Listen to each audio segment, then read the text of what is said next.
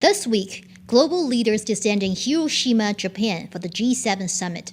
As a small club of the world's rich and powerful, the G7 represents only about 10% of the human population. Is the so-called elite group ideal for addressing global issues? Or has it become an outdated forum, no longer relevant in the 2020s? I'm Sina. Welcome to Facts Tell.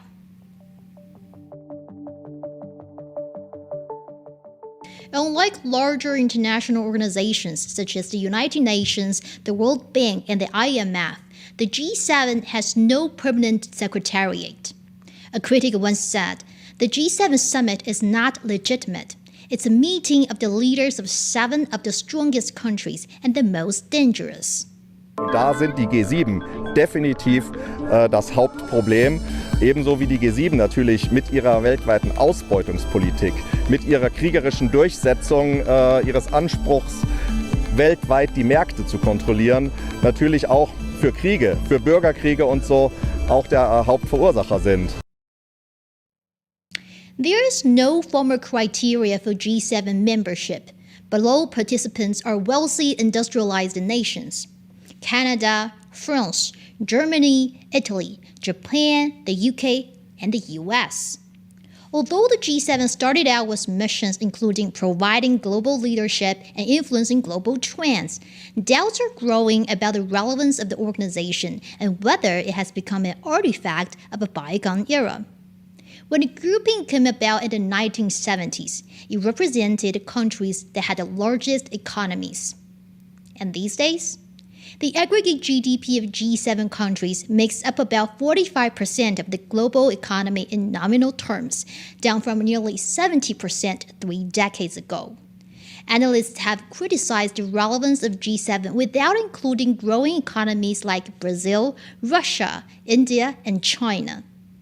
On top of that, all of the G7 members are also members of the G20, which actually represent 85% of global economic production and 2/3 of the world's inhabitants. In 1975, an oil crisis, as well as lingering exchange rate turmoil caused by US President Richard Nixon decoupling the dollar from gold, prompted officials from 6 advanced economies to gather for informal talks near Paris. Those countries were Britain, France, what was then West Germany, Italy, Japan, and the United States. The next year, Canada joined the club, which officially became the Group of 7. Then the G8 when Russia later joined, and then back to the G7 again when Russia was ejected 2 years ago as a result of the crisis in Ukraine.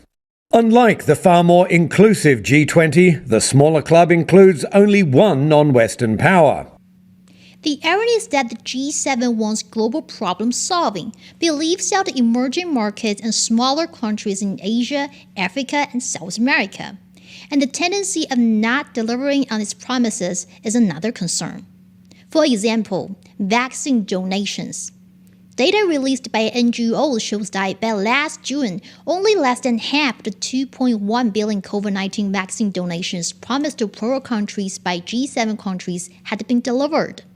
If the missing doses had been shared in 2021, it could have been enough to save almost 600,000 lives in low and middle-income countries, the equivalent of 1 every minute. Also, the global food security crisis. In 2015, the G7 committed to lift 500 million people in developing countries out of hunger and malnutrition by 2030. However, by last June, the overall spending had stagnated at an average of $12 billion per year, with the G7 contribution stagnating at $7.5 billion per year. According to scientific studies, donors would need to double their contributions to achieve the goal.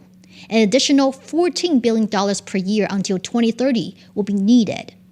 In contrast, just a few weeks before the food data was published, the G7 agreed to provide nearly $20 billion to fund the Ukraine crisis. The show of unity is taken for granted as a must-have at every G7 summit. Fun fact, this is also made evident in the tradition of posing for family photos. However, in recent years, more voices are questioning whether the smiles and unity are just for the cameras.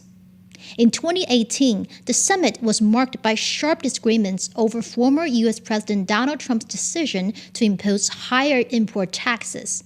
You may still remember this photo, which was trending all over social media and telling it all about tensions at the event.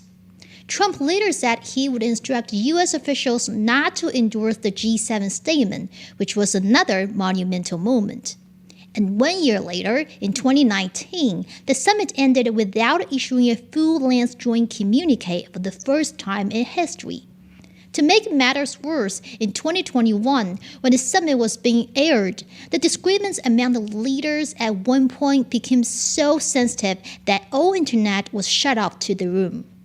And then this year, before the leaders' summit, ministers from member states already felt that Japan's earlier expectations for G7 endorsement of its latest wastewater discharge plan with restrained expressions.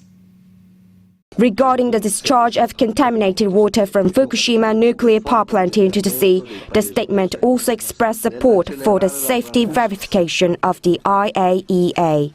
However, according to Japan's Asahi Shimbun, the phrase welcomed the release of contaminated water that the Japanese government wanted was not included in the statement.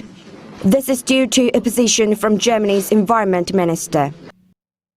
What started out as an informal annual summit of highly developed economies has become self-defeating. The internal division within G7 shows that not all like-minded countries are of the same mind. So the question is, can we still trust them to solve global problems of their own making? Alright, that's all we have today. Thanks for watching. If you like our show, please remember to click like and subscribe. I'm Sina. I'll see you next time.